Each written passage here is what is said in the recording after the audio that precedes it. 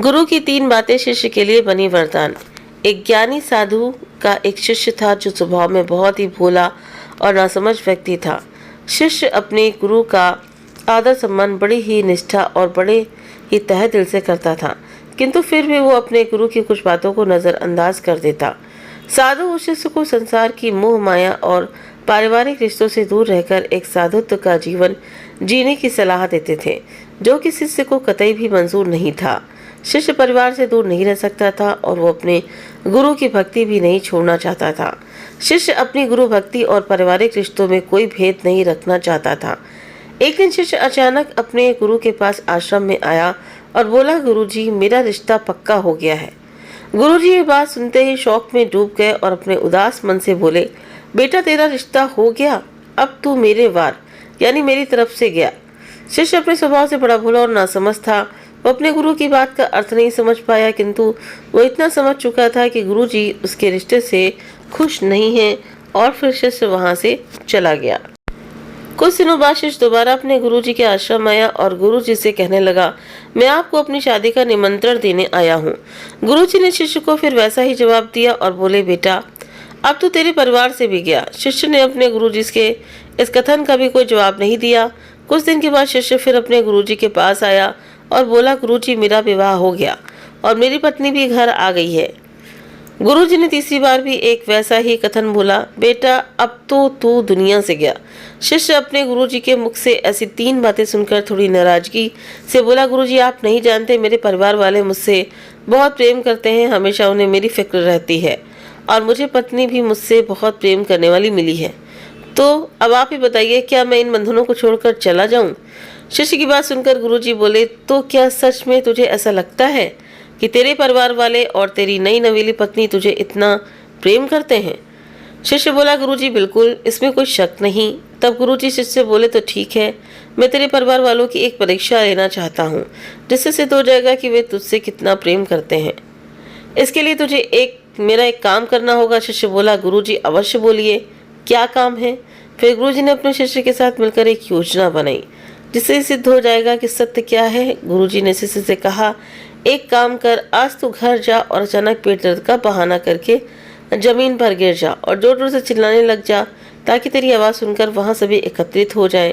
फिर तेरे घर वाले वैद्य को बुलाएंगे। वैद्य की दवाई लेने के बाद भी तुझे कहना कि मेरे पेट में दर्द बढ़ता ही जा रहा है, और सबसे कहना, मेरे गुरुजी को बुला दो, मुझे वही ठीक कर सकते हैं, नहीं तो मैं मर जाऊंगा।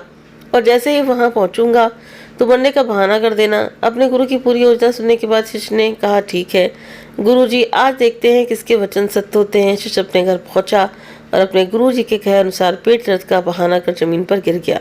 शिष्य के घर वाले उसे इस अवस्था में देखकर भयभीत हो गए। घर वालों ने जल्दी से वैद्य को बुलाया। सभी काफी दुखी दिखाई दे रहे थे, जिसे देखकर शिष्य थोड़ा मन ही मन खुश हुआ कि उसके घर वाले उसे प्रेम करते हैं। तभी उसके लिए चिंतित हैं, लेकिन उसे अभी योजना आगे बढ़ानी थी। वो बोला, मुझे दवाइयों से कोई फायदा नहीं हो रहा, कृपया आप जल्दी से मेरे गुरुजी को बुला लाओ, केवल वही मुझे ठीक कर सकते हैं, नहीं तो मैं आज मर जाऊंगा। उस शिष्य के बड़े भाई तुरंत भागकर गुरुजी को बुला लाए। जैसे ही गुरुजी ने शिष्य के घर के अंदर कदम रखा, उनके के अनुसार शिष्य बहाना कर दम तोड़ देता है। गुरुजी उस शिष्य का हाथ देखते हैं और अपने भगवा रंगे तौलिए से उसे ढक देते हैं और निराश मन से शिष्य के घर वालों से कहते हैं, आप लोगों ने मुझे बुलाने में थोड़ी देर कर दी, मेरा शिष्य अब नहीं रहा। मरने की बात सुनते ही शिष्य के घर वाले खूब जोर जोर से रोने लगते हैं। कोई अपना माथा जमीन पर पीटता है तो कोई भगवान को उल्टा सीधा बोलता है। शिष्य का पूरा परिवार शोक के सागर में डूब जाता है। शिष्य के घर वालों को ऐसे रोते देख गुरुजी बोले, रुको, रोइए मत, मैं इसे जिंदा कर सकता हूँ। गुरुजी की बात सुनते ही सभी ने अपने आंसू थाम लिए और गुरुजी से कहने लगे, तो इंतजार किसका है गुरुजी, इसे जिंदा करिए ना। गुरुजी बोले, जिंदा तो मैं कर दूंगा, लेकिन ये बताओ इसकी जगह जाएगा कौन? किसी एक को तो इसकी जगह जाना होगा, तभी जिंदा हो पाएगा। सभी घर वाले गहन चिंता में फंस गए। सभी ने एकदम चुप्पी साध ली। उनकी चुप्पी को तोड़ने के लिए गुरुजी शिष्य की माता जी से बोले, माता जी, आप सबसे ज्यादा रो रही हैं, आप क्यों नहीं चली जाती इनकी जगह? माता बोली, नहीं गुरुजी, मैं चली गई तो मेरे पति को रोटी कौन पकाएगा? गुरुजी शिष्य के पिता से जाने के लिए बोलते तो वो पिता बोलते हैं, गुरुजी, मेरे बाद मेरी पत्नी का है ही कौन? अब गुरुजी शिष्य की पत्नी से बोले तो अपने आंसू नहीं रोक पा रही थी। पत्नी बोली, गुरुजी, मेरी अभी नई नई शादी हुई है, अभी तो मुश्किल से 15 दिन भी नहीं हुए, भला मैं क्यों अपनी जान दूं? मेरी तो दूसरी शादी भी हो जाएगी। शिष्य के सभी घर वालों की बातें सुनकर गुरुजी बोले, तो ठीक है, इसकी जगह मैं चला जाता हूँ। सभी घर वाले खुश हो गए। घर वाले गुरुजी से बोले, ये ठीक है गुरुजी, वैसे भी आपके तो आगे पीछे कोई भी नहीं है। गुरुजी बोले, तो ठीक है, मेरा कुछ सामान ले आओ। 1 किलो दूध, 3 बाजरे की रोटी और 1 पाव देसी घी। शिष्य के घर वालों ने सभी सामग्री लाकर गुरुजी को दे दी। गुरुजी ने दूध में बाजरे की 3 रोटियों को चूर कर मिलाई और उसमें घी डालकर बोले, अब मैं खाऊंगा और मेरे खाते ही मेरी आत्मा मेरे शिष्य के मृत शरीर के अंदर चली जाएगी। घी दूध रोटी तो गुरुजी का एक बहाना मात्र था, केवल भोजन करने के लिए। जैसे ही गुरुजी ने इसे खाकर खत्म किया, गुरुजी शिष्य का हाथ पकड़कर बोले, खड़ा हो जा। शिष्य जो पहले से जिंदा था, मरने का तो केवल एक बहाना था, वो खड़ा होकर बैठ गया।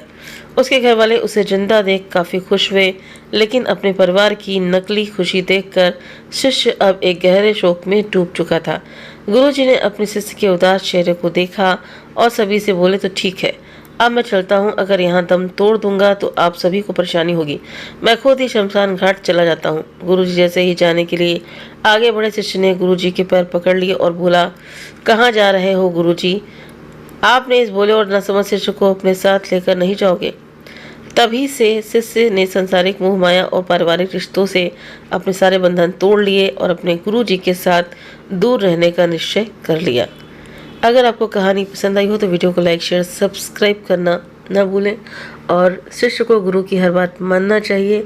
गुरु हमसे कुछ छुड़ाते नहीं हैं, लेकिन हमें कर्म करना सिखाते हैं कि हमें किसी भी मोह माया में नहीं फंसना है। संसार में रहते हुए संसारिक कार्य करना है, लेकिन किसी भी मोह माया में नहीं फंसना है।